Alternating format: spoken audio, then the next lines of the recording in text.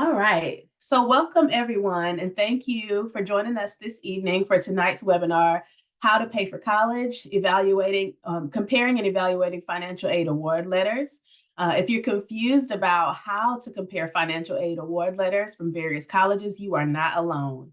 Tonight, we're going to help take some of the guesswork out of that so that you can make the decision that's best for your educational goals.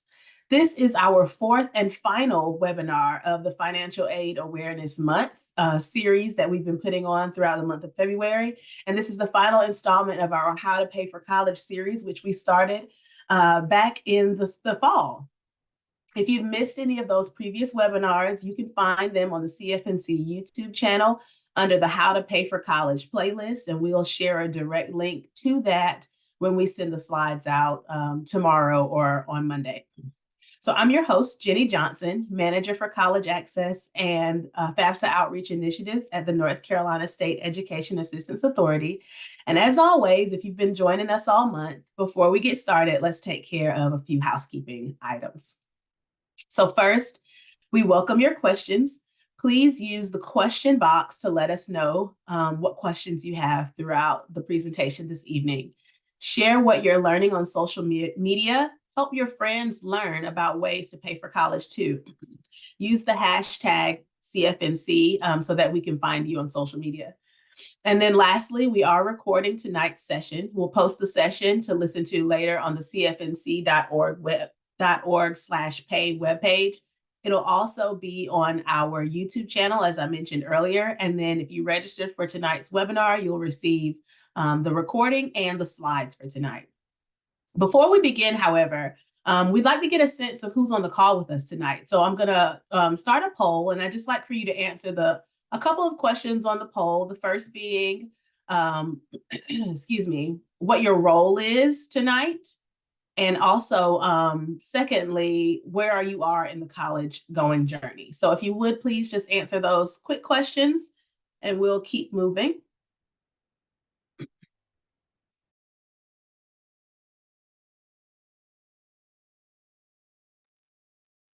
Lots of parents on the call tonight. Few folks from school staff and some college access professionals as well, but the majority of our attendees tonight are parents, a couple students too. Welcome. We appreciate you spending your Thursday evening with us. Once again, I recognize some names from the participants that I've seen in other weeks. So again, we really do appreciate you sharing your evening with us. And I'll give you just maybe a couple more seconds if there's anyone else out there who's looking to complete the poll.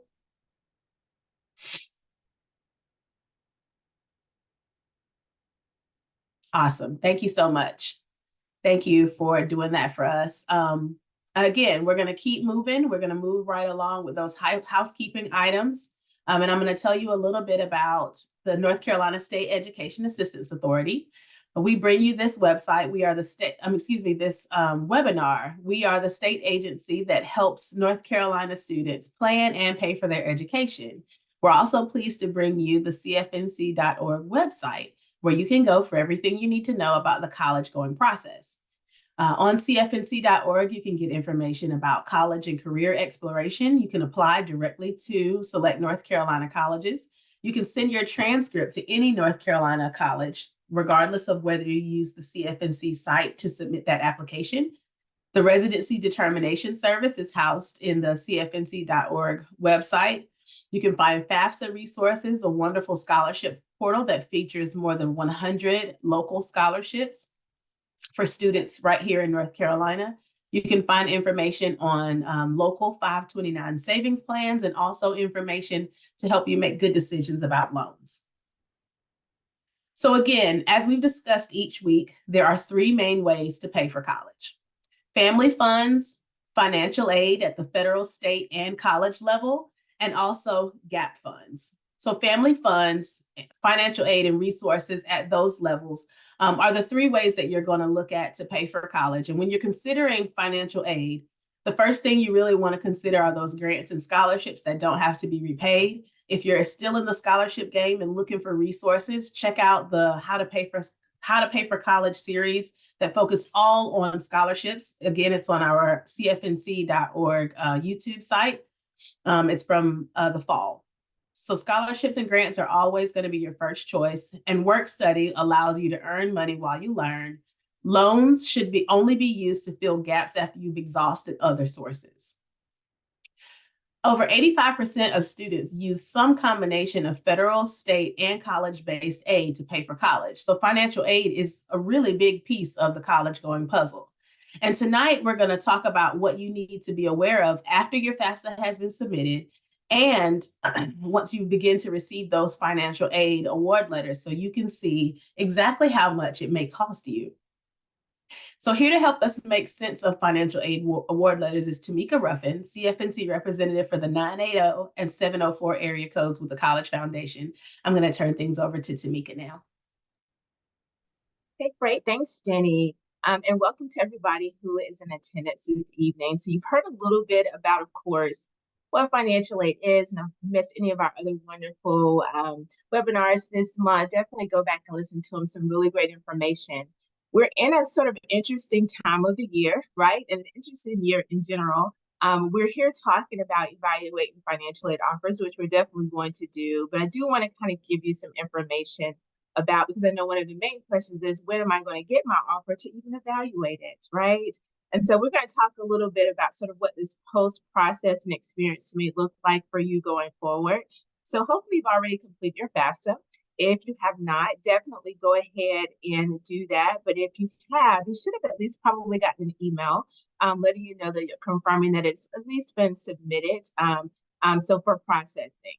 The next step for you, after you complete the FAFSA, you get sort of the confirmation that's been submitted, is that you're going to get access to a FAFSA submission summary. At this point, no student or parent has received their FAFSA submission summary. You will get an email letting you know when it's going to be available. So what the timeline looks like right now is that most students will hopefully start getting access to that around mid-March. So you should get an email letting you know that you can log back into your studentaid.gov account and review your FAFSA submission summary. And what does a FAFSA submission summary mean? Is exactly what it says. It's going to be a summary of everything that you put in your FAFSA.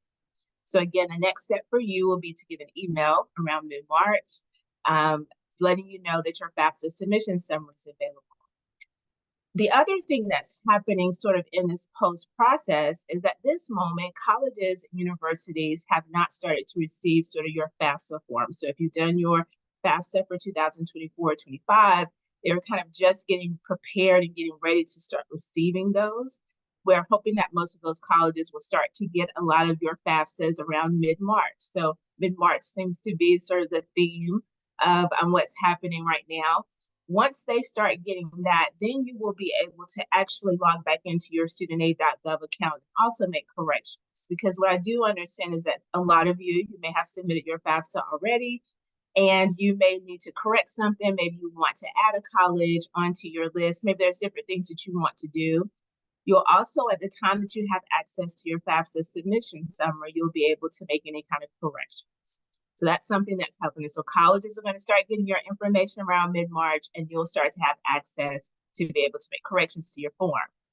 The other thing is that I know that some of you may have completed the paper applications. There were situations where students were having difficulty completing the online application. So maybe you submitted a paper application. Those will start to be sort of processed sort of the weeks after students start receiving confirmation or getting access to their FAFSA submission summary. You'll also get an email letting you know that you'll be able to kind of make corrections at that time, but just wanted to give you sort of a timeline of when you'll start to get information if you submitted a paper form.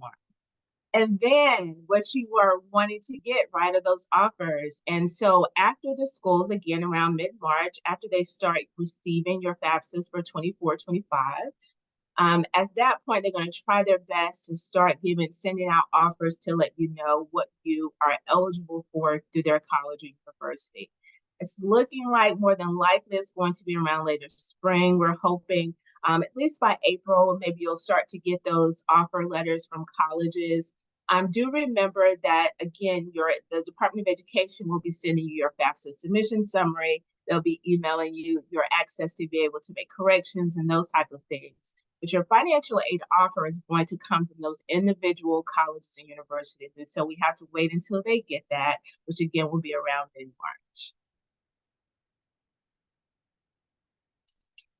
So once you are able to go in and make corrections and view your FAFSA submission summary again after mid-March, one of the things I do want you to pay attention to is whether or not they're going to be requesting any other documents from you. So before a college can send you an offer, there may be some more documentation that they need to verify on your FAFSA form.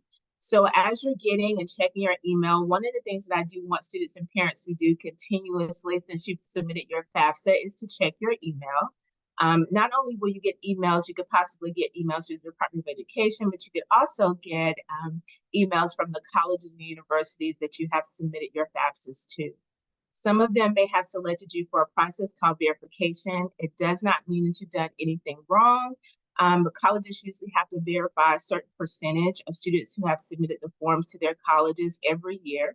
And so it doesn't mean that you've done anything wrong, but they may need some additional documentation. So I do want you to be sure that you are checking your emails, and if you've been admitted to those colleges and universities, that you're also checking that college's portal. So because at this point, if you've been admitted, you also have access to that college's sort of student portal. They may be requesting documents from you, and you'll see over in the corner what it may look like online if they're requesting documents from you. This is important because colleges will not be able to continue the process of giving you an offer until they get whatever documents that they may need from you. Again, not everybody will have to submit any kind of documents, but I did want to mention this for those students who do get requested to send in documents, but you're also waiting for your offer. It's going to be critical that you submit whatever documents that they may be asking you for. These are just a sample of some of the things that colleges and universities may ask you. But again, check those emails and go into those college portals if you've been admitted to those colleges and universities.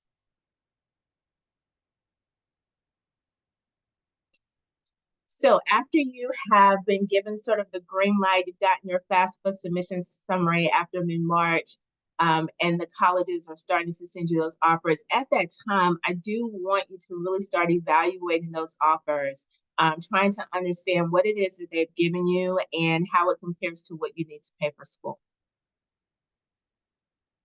One of the first things that I like for families to do is to be sure that you understand the cost of attendance. So one of the things that the colleges are trying to do, obviously, is to give you an offer that would be enough to cover what you need to come to their college or university.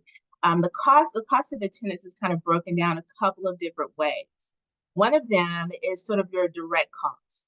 So those direct costs are those items that you need to pay that typically a college is going to bill you for. So when a college sends you a bill, they're going to be billing you for your tuition and fees if you're just taking classes at that college. But if you're planning to live on that college or university, you're also going to have to pay for room and meals.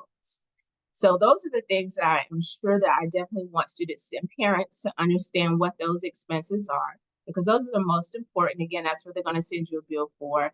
Colleges do break down their cost by semester. So whatever you know that college to cost for the year, you usually want to split that in half, because that will be kind of what your first bill will look like will be for that fall semester, and then you'll be billed separately for the spring semester. The indirect costs that are up here are not going to be things that are going to be on your bill, but they're going to be things that you're going to need to be able to cover for your time at that college or university. So for books and supplies, obviously, once you graduate from high school, that is sort of the end of that free book stage, right? So now at this point, you still have to purchase whatever books that you need for class. Most colleges estimate those expenses to be about $500 to $800 per semester for books, but it really depends on your major and your program.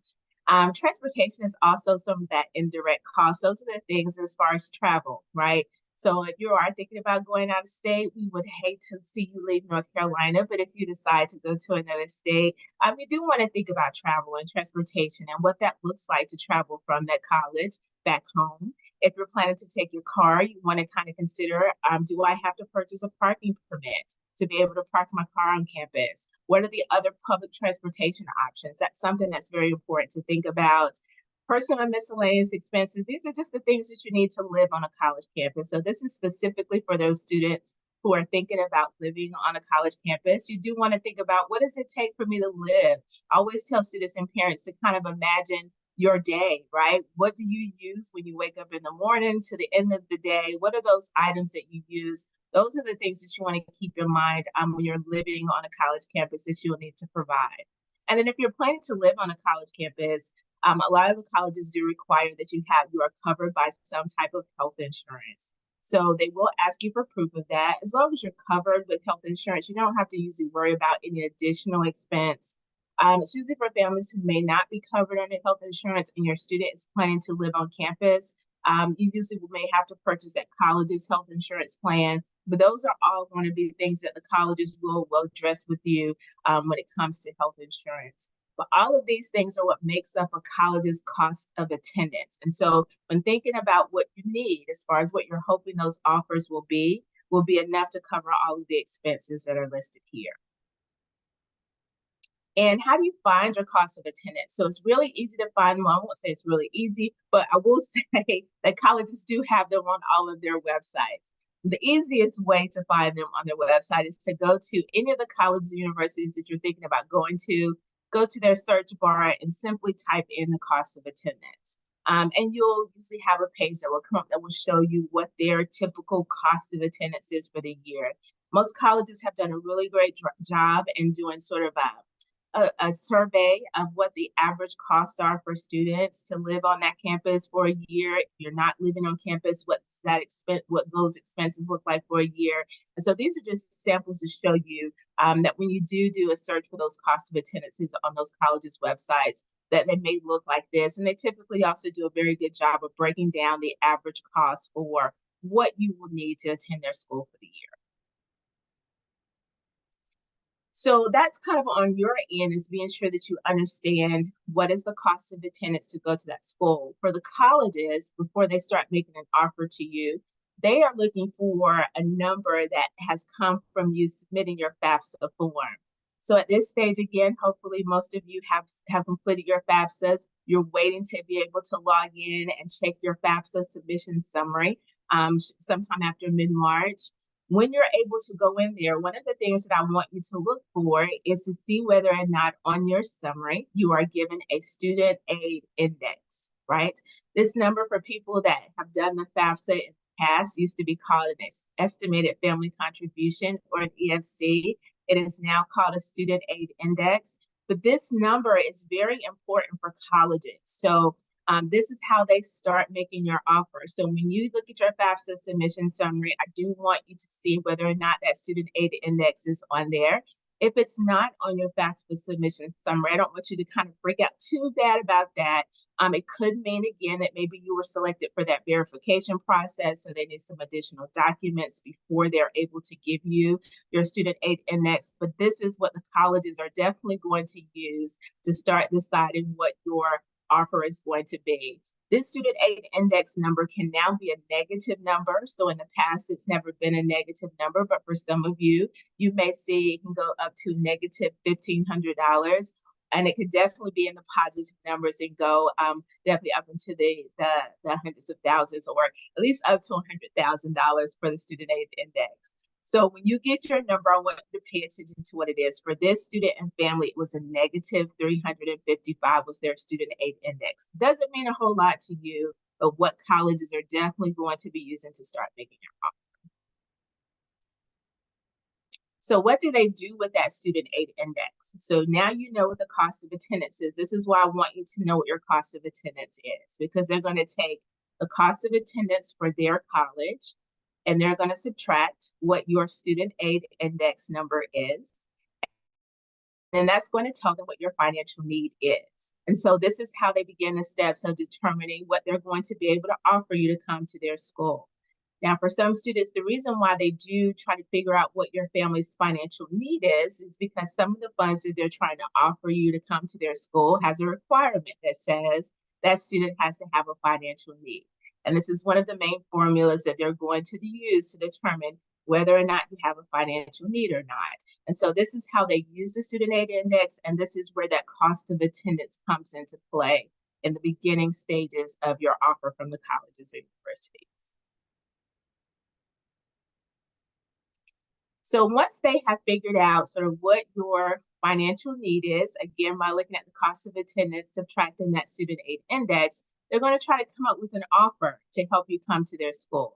Colleges really do try their best to look at all the resources that they can to help you be able to afford to come to their school. As Jenny mentioned at the beginning, there's different places where the money comes from. And so you'll see on the right-hand side, these are all the different sort of sources of financial aid. And this is where they're sort of getting the funds to decide on what you're going to be offered to come to their school.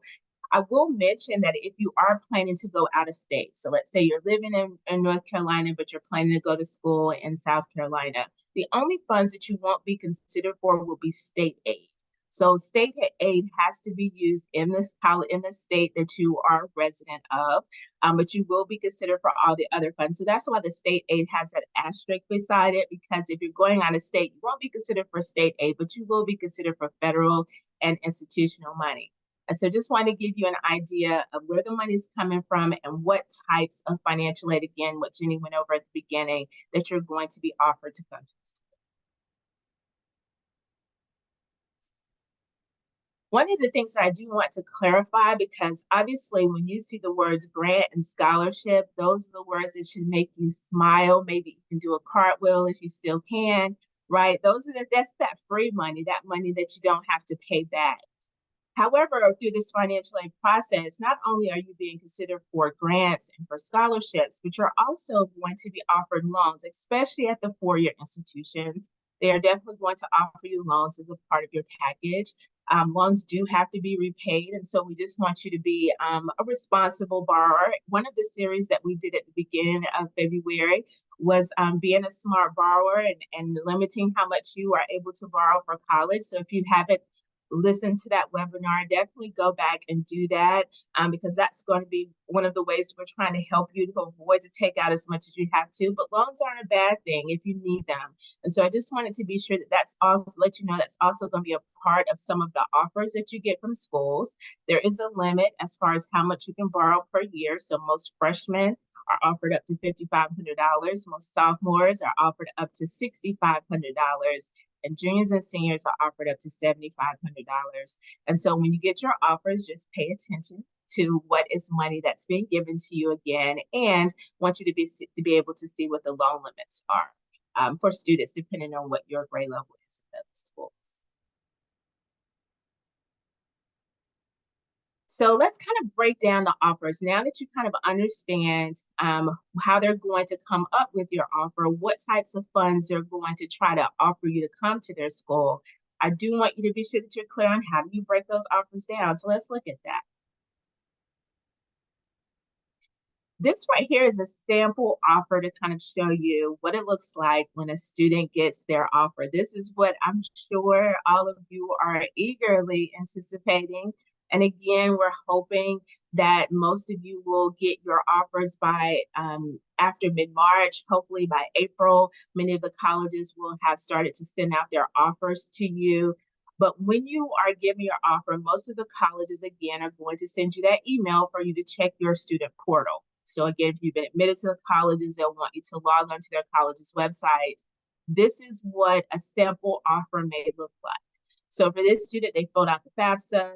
The college did their own calculations to decide on what they're able to offer you to come to their school, and you get this great offer from them, right? Again, one of the things I want you to pay attention to is that you want to see what they're giving you, right? So the grants, of course, is money you don't have to pay back. The student was also offered a little bit of loan money.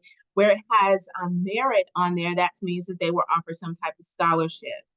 If you are a student and you received a scholarship already, so maybe by filling out your admissions application, you received a scholarship offer from a college, it will show back up on these financial aid offers that you get in mid to late spring, that you'll be able to see. They'll show those back up just to make sure that you're clear on everything that you're being offered to come to the school. And then they'll give you a total, let you know what that total amount is. You'll see for most of the colleges, they'll also give you the option to accept or decline anything. So You'll definitely, want to go through and see, okay, what is it that we definitely want to accept that they've offered you? For this student, they absolutely accepted the scholarships and the grants. Not quite sure if they're going to take out the loans yet, still hoping that maybe they're going to get some additional scholarship money. So you have the option to be able to see whether or not you want to accept. But if you ultimately decide that you want to decline a loan, you absolutely can do that. And you can also change the amount. So even though they offered this student $5,500 in a student loan, if a student only needed 1,000 of that, if they accepted this, you can just type in the amount that you actually want to accept. So I don't want you to feel like you were offered this full loan amount. I have to take out this full loan amount. If you don't need that to cover your bill, you can absolutely just accept what you need to pay your bill. So I wanted to give you an idea, to give you a visual what it might look like when you start getting those offers and are able to log into those colleges' portals. Something I also want you to pay attention to as you're looking at your offers is that usually, of course, they're going to have the dollar amounts on there as far as what they're offering you and the amount that they're offering you to come to their school. But they also may have a little bit of wording on there that I do want you to pay attention to. Some of those for students who have been offered, let's say, work study is one of those things that you can be offered. We talked about grants and scholarships, but some students can also be offered work study, which is a part-time job. So with those sort of work study, after you accept, if you're a student, like I do want to accept this part-time work study job, there may be some additional paperwork that you have to do to accept it. So you want to sort of read what it may say that you have to do if you accept the work study as far as filling out any additional paperwork. For the loans, you typically have to sign, or you always have to sign a promissory note, basically just saying that I promise to pay this money back that I have borrowed to help pay for school for this year. So pay attention to whether or not additional paperwork is going to be involved with whatever you accept. The other thing that I do want you to also pay attention to is whether or not there's going to be a few disclaimers on there. And so when you're getting these offers for that first offer that you get, colleges typically do try to give you initially a great offer, but there could be instances where they make changes to your offer. And sometimes you may see disclaimers on there that they have the right to make changes to the offer. One of this example of one of the reasons why an offer may change, a couple of positive reasons could be that maybe they found some additional money through their school and they were able to give you more than what they initially offered you when they sent you the first offer. So they could go in and increase a dollar amount of something that they want you to be able to see. So they have the right to be able to do that. They also have the right to be able to take some things away. So one of the things that happens sometimes for students is that hopefully you are out while you're waiting for your FAFSA information to come in, you are applying for individual scholarships. And usually those colleges want you to report to them. If you receive any scholarship, they do definitely want you to let them know so that they can start deducting that from how much you owe the school. But in some of those instances, they may adjust your offer based on an outside scholarship that you receive. So I do want you to be sure that you're reading the disclaimers, whether or not you need to do any additional paperwork. And they also let you know what their policy is. So even though you're receiving this offer by filling out the FAFSA form, they do have rules for that. So there's a certain grade point average students have to maintain. There's certain hours students have to complete each semester. So you definitely also want to pay attention to what their sort of satisfactory academic progress policy is. But all of that is usually in kind of the small wording or additional wording on the screen where it has for your offer. So I want you to be sure that you are also looking for those items.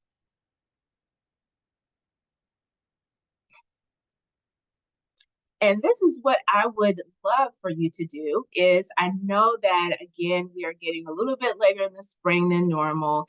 And so you're ready to get those offers. If you applied, let's say, to 5 different colleges and you were admitted to all 5 of those colleges, I would love for you to wait to make a decision until you get all of the offers.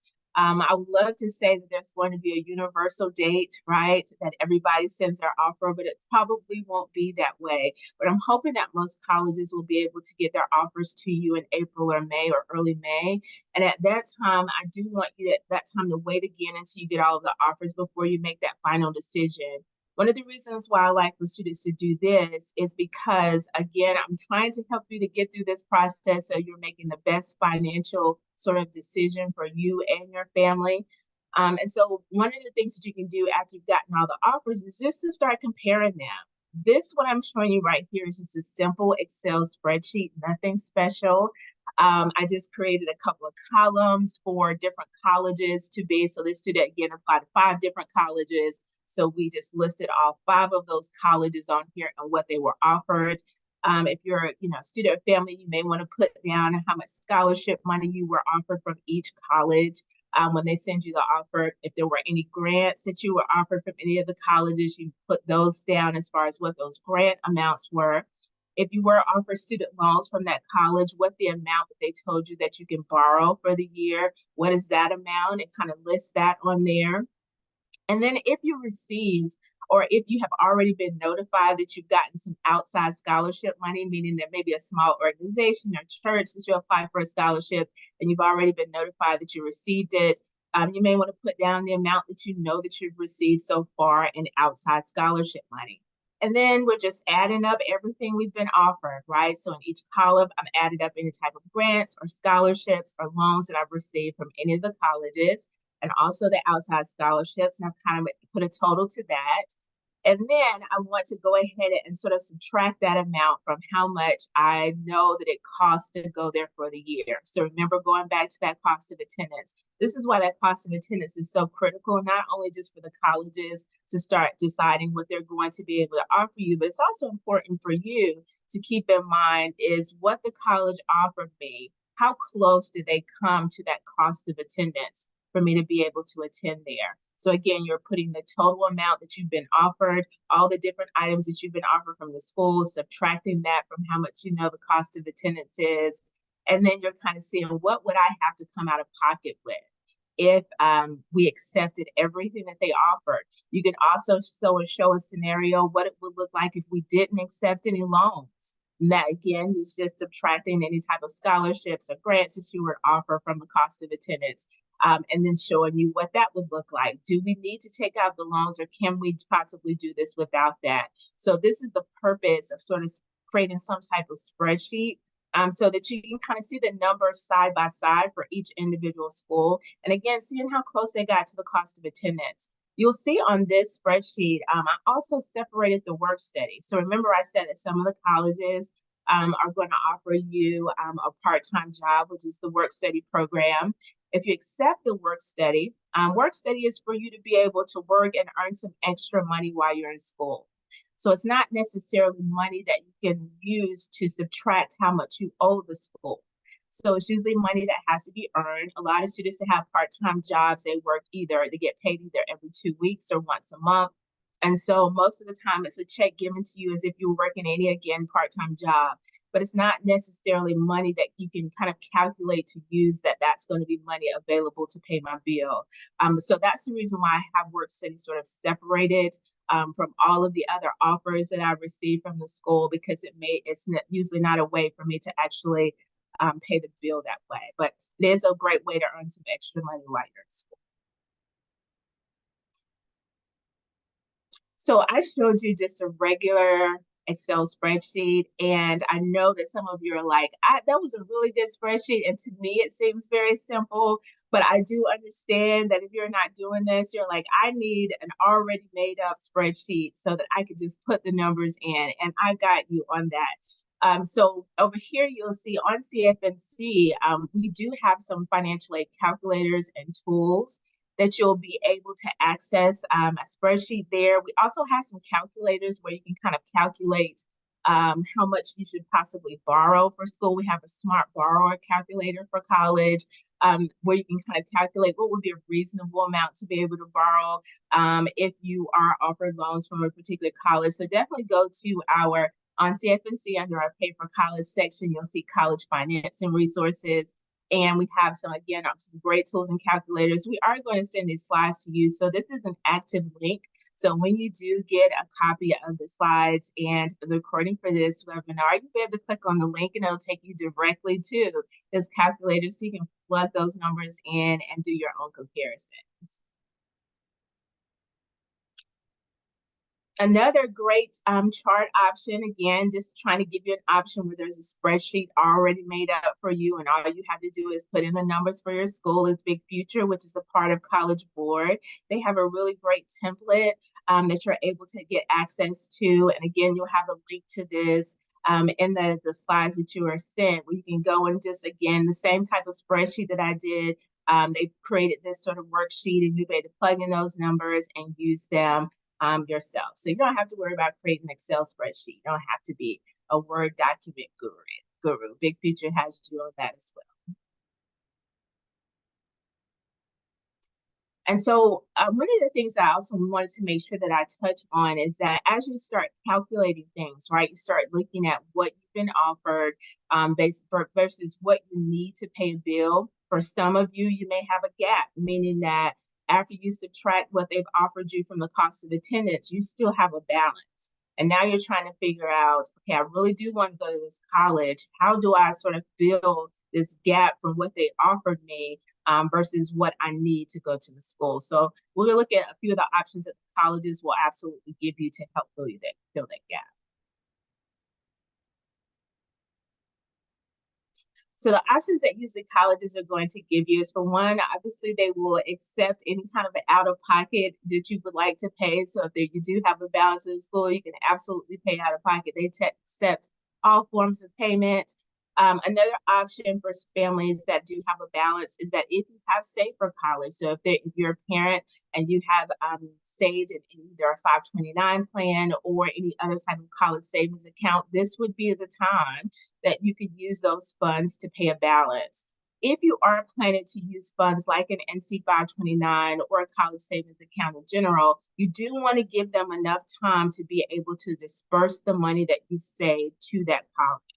So we recommend that you at least try to call those account holders at least a month in advance, but definitely at the minimum 3 weeks in advance prior to bills being due. So keep that in mind if you are planning to use any type of college savings money or 529, that you want to be sure that you're already contacting those people to let them know how much you would like to subtract at least a month prior to the bills being due.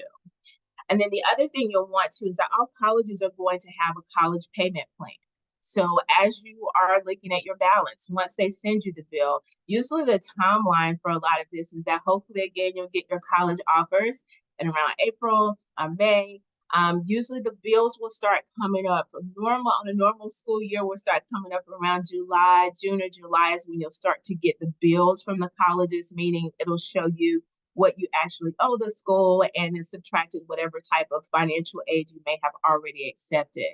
So at that time, once they start sending around the bills around June or July, you'll also be given the option of a college payment plan. So all colleges have them. So if you have a balance and you want to spread out your payments between 5 and 10 months, they'll usually give you the option to do that. There's no interest on your money on a college payment plan. They do have a small enrollment fee that you would pay in order to be a part of the payment plan. But once you pay that enrollment fee, you are able to spread out a balance that's due to a school and usually set it up for 5 to 10 months to be paid off.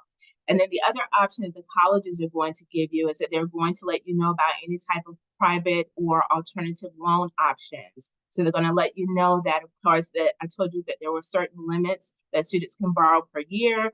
But if you do want to borrow more, they will let you know some lenders or some other options that you can take out additional loan money if you do need to pay a balance. So just wanted to kind of give you some of what the college is going to offer you as some options to pay a bill if you have a balance. One of the options that the colleges are also going to give parents is that they're also going to give you an option to take out a loan as a parent, and they're called Federal Parent Plus loans. So initially, when we talked about you filling out the FAFSA, the students are going to be offered at the four-year colleges are going to be offered the student loan amounts. However, there's also a parent loan option. The parent loans work a little different than the student loans in the sense that, of course, the parent loans are in the parent's name. Parents do have to go through a light credit check process, so you will have to go through a light credit check. If you are approved for the loan, you are allowed to borrow whatever you need to pay a bill. So if you have a balance that is due to a college and you are not really interested in the payment plan, haven't really saved a lot, had the opportunity to save a lot for college, and you don't necessarily want to start paying anything out of pocket, they will allow you to take out a parent loan up to the cost of attendance. So you can't borrow more than what you need to go to the school for the year, but they'll allow you to take out a loan to cover balances due to a school. With parents, I do just want to mention currently, the interest rates for parent loans are a little bit over 8%. That is the current year. The new interest rates will be out starting July 1 of this year. So we don't know what they are just yet, but that's currently where they are. So we want to give you an idea of where parent loans are at the moment. But again, be sure that you're asking those colleges. After July 1, they will have out what the new rates are for the parent loans. Parents, you do have the option to defer payment. So if you take out a parent loan, you don't have to pay that loan back right away. They do give you the option to defer those payments until that student graduates. So that is an option. But again, I just wanted to give you sort of a short overview of that option in which a lot of parents do choose to sometimes take out a parent loan to pay a balance to a college. So you will be given that from the four-year institution. For those parents who do decide to or try the option of the parent loan, remember I said you're going to go through a light credit check process. If for some reason that you are not approved for the parent loan, this is the only time that they will increase a student's loan. So if I'm a parent and I apply for a parent loan, but unfortunately I wasn't approved for the parent loan, they will give me the option to take out an additional amount of my student loans. This is the only time they do that. So remember I said as a first year freshman student, you're offered up to $5,500. Because my parent applied for the parent loan and they weren't approved for it, they increased my student loan by up to $4,000. So now I can borrow up to $9,500 my first year. My second year, if that was to happen, I could borrow up to $10,000 as a student for the year. In my junior and senior years, I could borrow up to $12,500 for the year. And again, this is just the option given to students whose parents apply for the Parent Plus loan and are not approved. So I wanted to let you know that that does exist, and that will be an option given to you for parents that may be concerned that if they're not approved for the parent loan.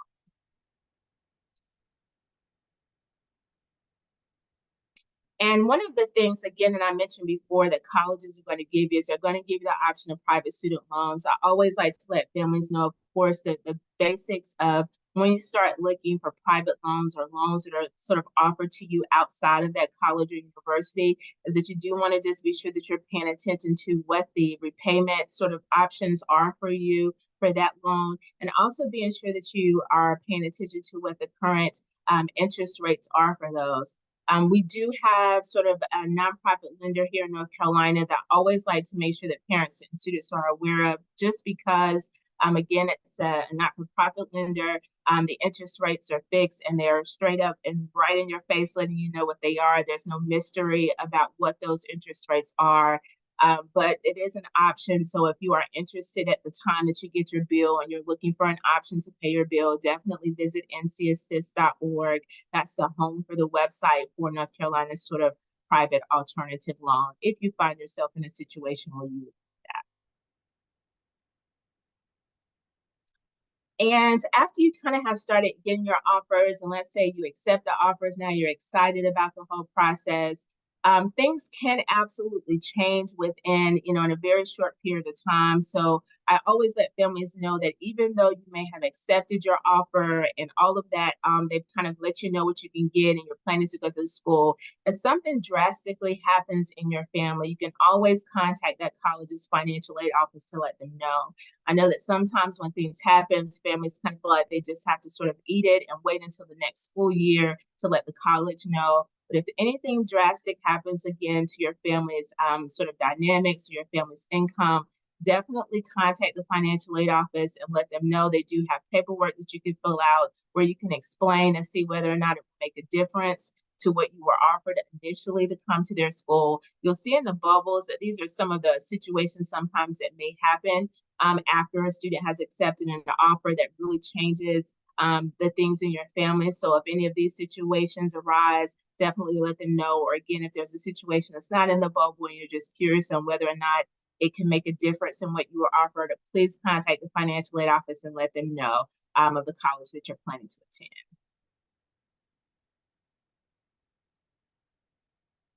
And these are just some useful free college planning websites that I just wanted to make sure that you have. I know that we are in a sort of a waiting season right now. So one of the main things that I do want you to do while you're waiting is to gather as much information as you can. For students, I would love for students to continue to be applying for scholarship opportunities. This is a great time while you're waiting to get those offers and to get access to your FAFSA summary, is to be applying for scholarships. These are some really great websites that not only provide information that you could be reviewing, but also provide some scholarship information. So, of course, CFNC.org, we have lots of scholarship information on our website and great information to sort of help you as you're waiting. StudentAid.org, that's the website where the FAFSA is located. But they also have some other helpful information on the site. So while you're waiting again to be able to go to the site, definitely go there. College Board is another really great website. That sort of spreadsheet that I showed you, it came from the College Board side, and of course the individual colleges websites. They're doing trying to do a better job with this sort of challenging season that we're in right now, with putting out messages on their website. So if you're curious about when am I going to get my offer from this school, I know she said maybe sometime in April, but when, be sure that you're checking those colleges, individual colleges websites, their financial aid pages. Some of them are putting some updated information on there. I've also seen a lot of colleges put out some social media posts. So if you are not following those colleges that you've applied to or thinking about going to, go to their social media pages. They have put out some sort of updates and timelines of things of what they are kind of expecting and pushing back deadlines and those type of things. So be sure that you're visiting those individual colleges, either websites or social media pages, to stay on top of what is going on with the timeline of things coming to you. And at this point, we'll kind of open up the questions and I'll turn it back over to Jenny. Thank you, Tamika, for that amazing explanation of evaluating and comparing financial aid offers. The information was on point, it was clear, and I think it's evident by the lack of questions that we got. I think you did such a good job explaining that. We haven't gotten a ton of questions. So at this point, if there are any outstanding questions related to the topic that you would like to ask Tamika, something that you've been holding on to, that you need an answer for, this is your opportunity to shoot those questions to us so we can get those answered for you. I know there's one question here from Melissa. She asked, who sets the college payment plan? Is it the parent or the student? Tamika, do you want to answer that?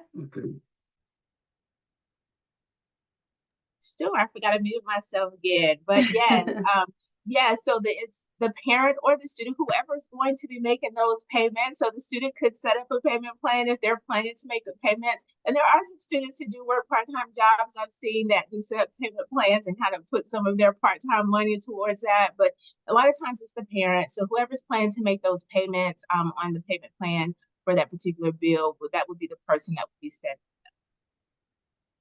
And I think you mentioned it earlier, Tamika, but colleges will set the amount of time that you can, that you have to pay that, and they'll split that semester charge up over that amount of time, whether it's 3 months or 4 months or 5 months. That is correct. And you get to choose, what your sort of time frame would be as far as how long you would like for it to be set up for. And then, of course, again, remember there's a small enrollment fee. For most of them that I've seen today are probably about $35 to up to about $85, $90 to set up a payment plan. But again, it depends on the school. But that would be your only expense that you would pay a one-time sort of setup fee. Thank you. Any other questions, y'all? Anything else we can settle for you this evening?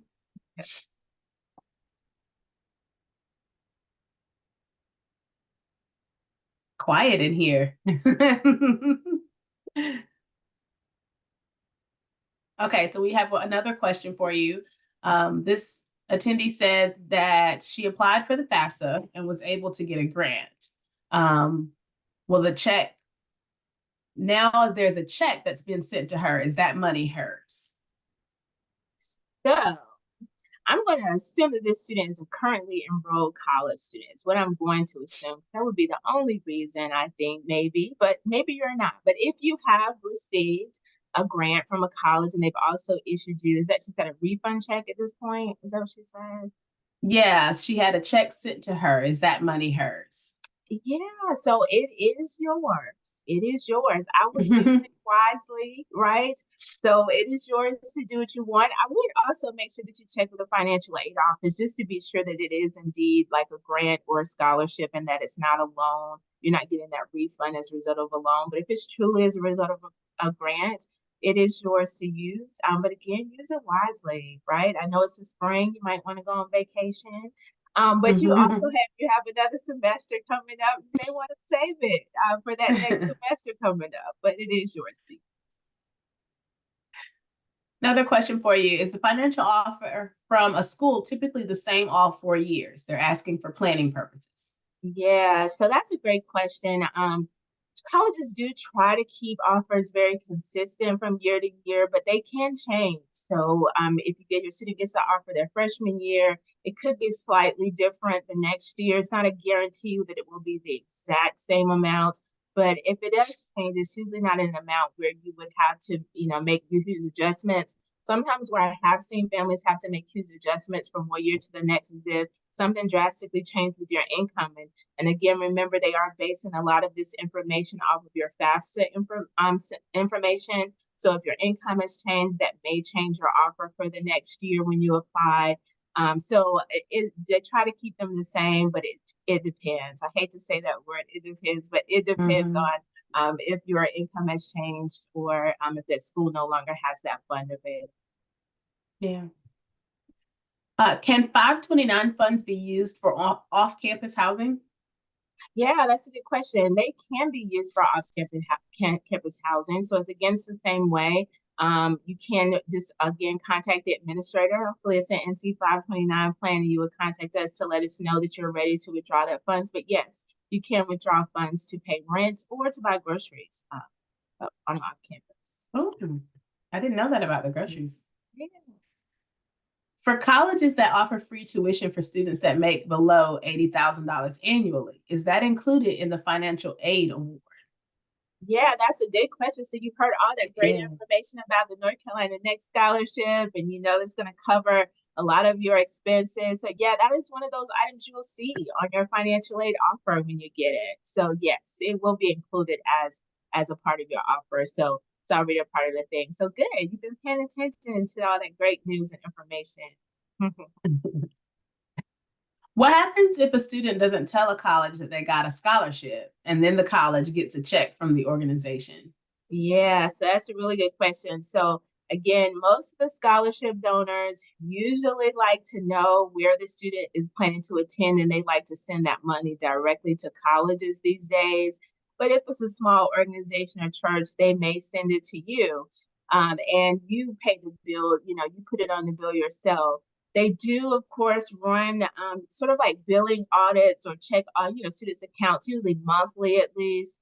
And if they do notice that there was something at some of the schools, if they notice that there was an additional scholarship added towards your sort of payment to your bill or paid to your account for your school, it could possibly adjust some things. So again, when I was talking about those disclaimers, be sure you read the disclaimers that are on the offers as far as what they can do, but they can make adjustments if you get a scholarship later to what they've offered you. And so this is a question that could benefit many attendees. Do I apply for FAFSA again? I have the spring and summer covered. So when or do I apply again for the fall semester? Yes, that's a good question. I'm so glad you asked that. And yes, you get to do this whole fun process all over again. But the good thing is that you do have to renew your forms every year. The good thing is that we're hoping, of course, that this is just the sort of the bumpy part of the process for this new application. It will reopen. We're hoping it's going to reopen for the next school year in October on the normal schedule. But you do have to renew your form every year. The good thing also is that when you renew the forms, you do not have to usually fill in all the information all over again. You usually just have to update, let's say, your income information. Your other information will be saved on there, but it does have to be renewed every year. So thank you for that question. Here's a good question as well, Tamika. How do students find out if colleges practice scholarship displacement?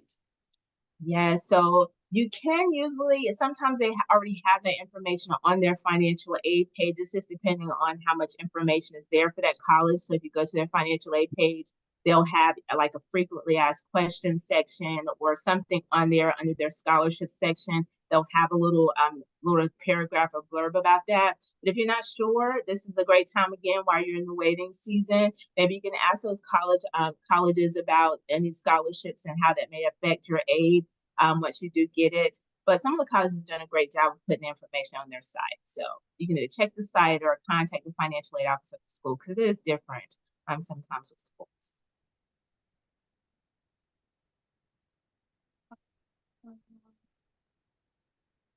Are scholarships from schools only offered once they send you an acceptance letter, or could they offer them afterwards? Yeah, so you could get a scholarship after. There are some schools that have, of course, some departmental money that maybe once you're actually enrolled at the school that you're eligible for that you could receive.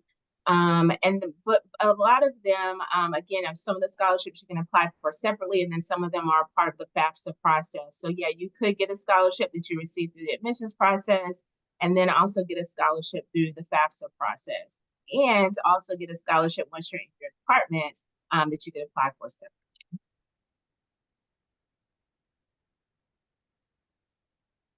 All right, it looks like that's all. So we have 3 minutes left. I'm going to move on and give you all some final information as we wrap up.